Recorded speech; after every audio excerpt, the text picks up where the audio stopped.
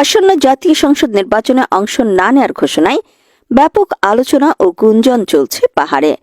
নির্বাচনে অংশ নেওয়ার ঘোষণা দিয়ে শেষ মুহূর্তে কোনো কারণ স্পষ্ট না করেই নির্বাচন থেকে বিরত থাকা নিয়ে আসন বিক্রির আশঙ্কা করছেন অনেকেই।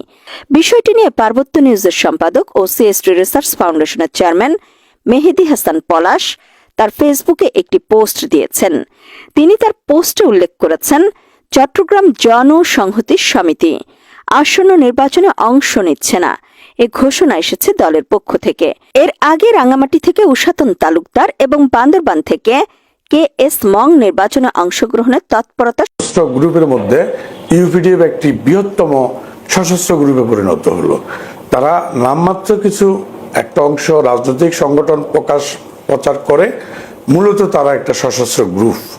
এই সশস্ত্র গ্রুপের উদ্দেশ্য হলো বাংলাদেশকে বিচ্ছিন্ন করা, বাংলাদেশ থেকে পাহাড়কে বিচ্ছিন্ন করা, তথাকথিত স্বায়ত্ত শাসনের নামে স্বাধীনতা চাওয়া, এই সকল টার্গেট নিয়ে তারা এত বেপরোয়া হয়ে গেল, একটা পর্যায়ে তারা সেনাবাহিনীর উপর আক্রমণ শুরু করলো।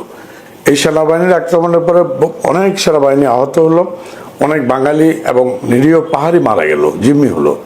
এবং তাদের টাকার উৎস হলো, প্রথমত হলো তারা বিদেশ থেকে কিছু টাকা পায়, বাইরের দেশ থেকে, বাইরের বিভিন্ন দেশ থেকে।